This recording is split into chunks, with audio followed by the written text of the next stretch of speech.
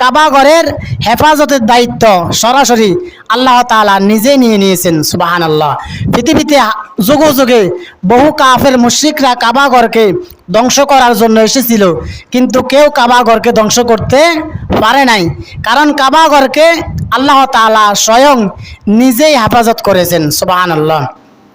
একবার ইয়ামেনের বাদশা আবরাহা তিনি কাবা ঘরকে ভাঙার জন্য ইয়ামেন থেকে অনেকগুলা কাফেরকে অনেকগুলা সৈন্যকে একসাথ করে তিনি কাবা ঘরে আসতে লাগলেন কাবা ঘরকে ভাঙার জন্য।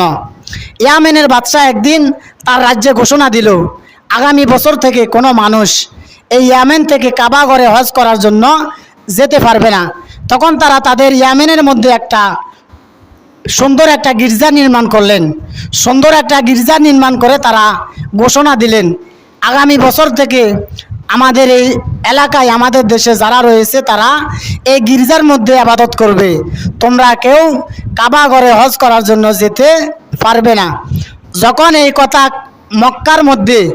মক্কার লোকেরা যখন জানতে পারলেন ইয়ামেনের মধ্যে একটা নির্মাণ করা হয়েছে, একটা গির্জা নির্মাণ করা হয়েছে এবং তারা সেখানে ইবাদতের জন্য মুসলমানদেরকে বিভিন্নভাবে হুমকি দেওয়া হচ্ছে, তখন তারা ইয়ামেনের মধ্যে যে মুসলমানরা রয়েছে কিছু মুসলমান গিয়ে তাদের গির্জার মধ্যে পায়খানা করে দিলেন। পায়খানা করে দেওয়ার পর তারা ইয়ামেনের বাদশা আবরাহা খুব রাগান্বিত হইলেন। রাগান্বিত হয়ে সে ইয়ামেন থেকে কিছু সৈন্য নিয়ে কাবাগরের উদ্দেশ্যে রওনা করলেন। কাবাগরের দিকে রওনা করার পর যখন তারা কাবাগরের সীমানায় পৌঁছে গেলেন, হেরাম শরীফের কাছাকাছি আসলেন, আসার পর তারা সেখানে তাবু স্থাপন করে তারা সেখানে বিশ্রাম নিলেন।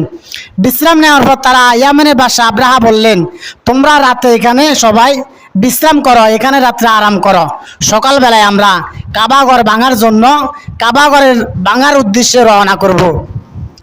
যখন এই খবর মক্কার সকল মানুষের কাছে পৌঁছে গেল, ইয়ামেনের বাদশা আবরাহা কাবাঘর ভাঙার জন্য মক্কায় আসলেন। দেখা গেল কাবাঘরের আশপাশে যারা ছিলেন সবাই ইয়ামেনের বাদশার ভয়ে তারা সবাই কাবাঘরের আশপাশ থেকে সবাই দূরে চলে গেলেন। দূরে চলে যাওয়ার পর আমাদের নবীর দাদা আব্দুল মুত্তালিব যখন এই কথা শুনতে পেলেন, তখন তিনি কান্নাকাটি করা শুরু করলেন।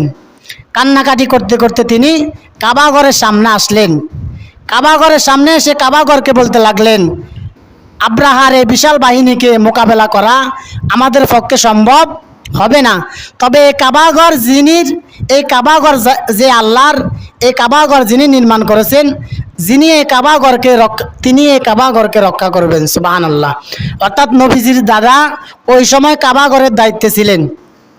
আর যখন ইয়ামেনের বাদশা আবরাহা কাবাঘরকে ভাঙার জন্য মক্কায় আসলেন, তখন নবীজির দাদা আব্দুল মুত্তালিব বললেন, এই কাবাঘরকে রক্ষা করা আমাদের পক্ষে সম্ভব হবে না। এই কাবাঘরকে যিনি নির্মাণ করেছেন, এই কাবাঘরকে যিনি বানিয়েছেন, সে রব এই কাবাঘরকে রক্ষা করবেন। সুবহানাল্লাহ।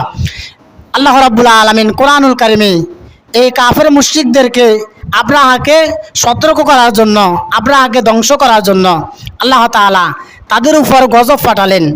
আল্লাহ তাআলা কোরআনুল কারীমের 105 নম্বর সূরাতুল ফিলের মধ্যে জানিয়ে দিলেন, আলাম তারা কাইফা ফাআলা রাব্বুকা বিআসহাবিল ফিল। আল্লাহ রাব্বুল আলামিন বলেন, আলাম তারা কাইফা ফাআলা রাব্বুকা বিআসহাবিল ফিল। হে নবী, আপনি কি দেখেন নাই আপনার রব হাতিওয়ালা বাহিনীদেরকে কিরকম আচরণ করেছেন? আলাম ইয়াজআল কাইদাহুম ফি তাদলিল। তিনি কি তাদের চক্রান্তকে নস্যাৎ করে দেন নাই? তিনি কি তাদের চক্রান্তকে ধ্বংস করে দেন নাই? ওয়া আরসালা আলাইহিম তয়রান আবাবিল। আর তিনি তাদের উপরে যাকে যাকে ফাঁকি প্রেরণ করেছেন। সুবহানাল্লাহ। তারমিহিম বিহিজারাতিন মিন সিজিল। আর ওই ফাঁকিগুলো তাদের মুখের মধ্যে ফোঁটা মাটির কংকর নিক্ষেপ করেছেন। প্রত্যেক ফাঁকির মুখের মধ্যে একটা পাথর এবং দুই পায়ের মধ্যে একটা পাথর। আল্লাহ তাআলার নির্দেশে পাখিগুলো ঠোঁটের মধ্যে একটা পাথর আনলেন এবং তাদের দুই পায়ের মধ্যে একটা পাথর আনলেন। পাথর আনার পর যারা কাবা ঘরকে ভাঙার জন্য আসলেন তাদের মাথার উপরে ফাঁকিরা পাথরগুলো ছেড়ে দিতেন। ছেড়ে দেওয়ার পর পাথরগুলো তাদের মাথার উপর দিয়ে ঢুকে তাদের পায়খানা রাস্তা দিয়ে বের হয়ে যেতেন। সুবহানাল্লাহ। আল্লাহ তাআলা বললেন ওয়া আরসালা আলাইহিম তায়রান আবাবিল, আর তিনি তাদের উপরে ঝাঁকে ঝাঁকে ফাঁকি প্রেরণ করেছেন। আল্লাহ তাআলা এই আব্রাহার বাহিনীকে ফাঁকি দিয়ে কঙ্কর পাথর দিয়ে নিক্ষেপ করে তাদেরকে ধ্বংস করে দিলেন। ফাজাআলাহুম কাআসফিম মাকুল, যার কারণে সেই হাতিওয়ালা বাহিনী চর্বিত ঘাসের মতো সকল কিছু পরিণত হয়ে গিয়েছিল। সুবহানাল্লাহ। আল্লাহ তাআলা এক এক করে সকল আব্রাহার বাহিনীকে ধ্বংস করে দিলেন এবং আল্লাহ তাআলা কাবা ঘরকে আগের মতো সুন্দরভাবে নিরাপদে রেখে দিলেন। সুবহানাল্লাহ। তাহলে কাবা ঘরের মোট বৈশিষ্ট্য রয়েছে 5টি। 1 নাম্বার হচ্ছে এই পৃথিবীতে আল্লাহ তাআলা সর্বপ্রথম যে ঘরটি নির্মাণ করেছেন সেই ঘরের নাম হচ্ছে আল কাবা।